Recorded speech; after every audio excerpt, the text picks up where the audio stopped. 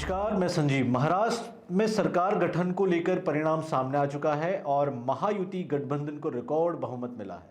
अब बारी है सरकार गठन की और तैयारी है सीएम के नाम के ऐलान की। चर्चाओं में है भाजपा के देवेंद्र फडणवीस का नाम, लेकिन किसके सिर सजेगा सीएम का ताज, इस पर सस्पेंस अभी बरकरार है। मची है देश की माया नगरी में सियासी हलचल। महाराष्ट्र विधानसभा चुनाव 2024 का परिणाम आ चुका है और सबके सामने मराठा निवासियों का फैसला महायुति गठबंधन के पक्ष में है। रिकॉर्ड मतदान हुआ है। भाजपा ने 149 सीटों पर चुनाव लड़ते हुए 134 सीटों पर जीत हासिल की है और सबसे बड़ी पार्टी बनी। वहीं मुख्यमंत्री एकनाथ शिंदे की पार्टी ने भी 57 सीटों पर जीत हासिल की। वहीं महायुति के तीसरे बड़े सहयोगी एनसीपी को 41 सीटें मिली है, यानी महाराष्ट्र निवासियों ने 288 सीटों में से 234 सीटों पर महायुति गठबंधन पर भरोसा जताया और एक बार फिर प्रदेश में महायुति सरकार बनने का रास्ता साफ कर दिया। महाराष्ट्र विधानसभा चुनाव में सत्तारूढ़ महायुति की इस बार आई भारी सुनामी में महाविकास अघाड़ी को ऐसी हार का सामना करना पड़ा कि विपक्ष के नेता पर ही सवाल खड़ा हो गया। महाराष्ट्र की जनता ने महाविकास अघाड़ी यानी एमवीए को विपक्ष नेता के लायक भी नहीं छोड़ा। भाजपा ने जहां महाराष्ट्र में 10 साल पुराना रिकॉर्ड तोड़ दिया, वहीं विपक्ष दल ऐसे तिराहे पर आ गई है कि 10% सीट भी नसीब नहीं हुई जीत को लेकर। अब सत्ता में लौट रहा है महायुति गठबंधन, तो जाहिर है मुख्यमंत्री कौन होगा, सवाल उठना जरूरी है। फिलहाल गठबंधन में किसी एक नेता के नाम पर सहमति नहीं बन पाई है। बताया जा रहा है कि एकनाथ शिंदे मुख्यमंत्री नहीं बनने की वजह से नाराज हैं और शिंदे शिवसेना के सभी विधायकों ने भी एकनाथ शिंदे को ही अपना नेता चुना है। तो भाजपा हो या विपक्षी दल, सभी पूर्व मुख्यमंत्री देवेंद्र फडणवीस को ही मुख्यमंत्री बनाने की तमन्ना पाले हुए हैं। भाजपा सबसे बड़ी पार्टी होने के चलते अपनी पार्टी से ही फडणवीस को सीएम बनाना चाहती है। ऐसे में निवर्तमान मुख्यमंत्री एकनाथ शिंदे का नाराज होना तय है। अब सीएम के नाम पर रार है तो कई सवाल उठना लाजमी है। पहला बड़ा सवाल, अब अगर फडणवीस मुख्यमंत्री बनते हैं और शिंदे शिवसेना महायुति गठबंधन समर्थन नहीं देता है तो क्या सियासी स्थिति बनेगी। ऐसी स्थिति में भी भाजपा को महायुति गठबंधन को कोई फर्क नहीं पड़ने वाला, क्योंकि महाराष्ट्र के 5 निर्दलीय विधायकों ने भाजपा को समर्थन दे दिया है। साथ ही अजित पवार ने भी महायुति गठबंधन में ही बने रहने का वादा किया है। वादा तो निभाना ही पड़ेगा और मुख्यमंत्री भाजपा का ही होगा। ऐसी स्थिति साफ होती नजर आ रही है।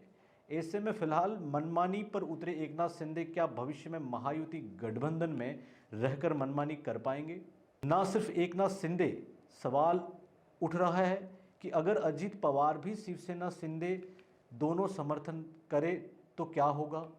भाजपा ने सर्वाधिक 134 सीटों पर जीत दर्ज की है और महज सीटें कम रह जाती हैं सरकार गठन में।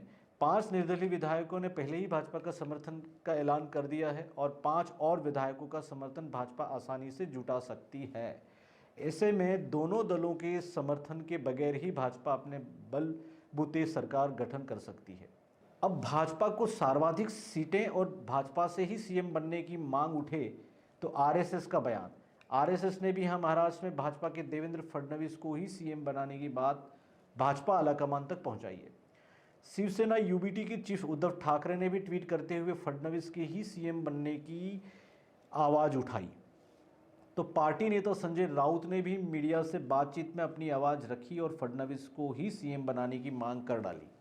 अब महायुति से बाहर के नेता भी फडणवीस को ही सीएम बनाने के रूप में देखना चाहते हैं। महायुति सरकार को किसी तरह की मुश्किलें नहीं आने वाली। बीजेपी के पास बहुमत है, कुछ सीटें कम हो गई, लेकिन मैं मानता हूं उनके पास बहुमत है।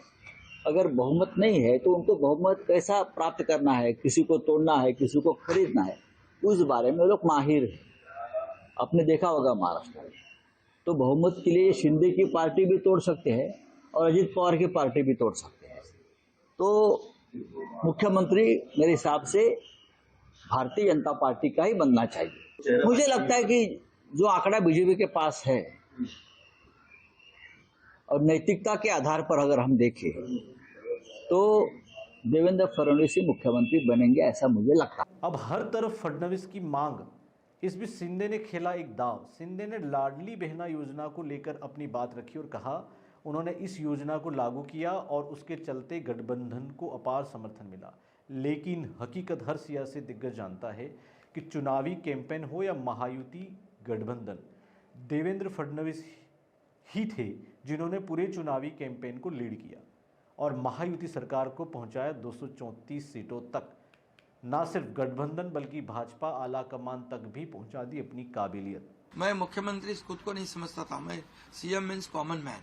एक कॉमन मैन काम करता है कॉमन मैन के लिए, तो इसलिए मैं खुद को एक कार्यकर्ता के रूप में काम किया 2.5 साल में, और 2.5 साल में इतना काम किया है कि जो महाविकास आघाड़ी ने बंद पड़े जो प्रकल्प थे, जो रुका है, जो बंद किए हुए प्रकल्प, उसको हमने शुरू किया। एक तरफ विकास किया, दूसरी तरफ कल्याणकारी योजना है, जैसे लाडली बहना योजना है, लाडला भाई है, कई योजना है। और ये आम जनता के जीवन में जो बदलाव लाने की कोशिश हमने, क्योंकि मैं जानता हूँ गरीबी क्या है। आखिर में बढ़ते सियासी घमासान में साफ हो चला है कि मुख्यमंत्री भाजपा गठबंधन से ही बनेगा और अंतिम राय पूर्व मुख्यमंत्री देवेंद्र फडणवीस पर बन चुकी है। भाजपा आलाकमान ने देवेंद्र फडणवीस को दिल्ली भी बुला लिया है और कभी भी देवेंद्र फडणवीस दिल्ली से मुंबई लौटकर राज्यपाल को सरकार बनाने का दावा पेश कर सकते हैं।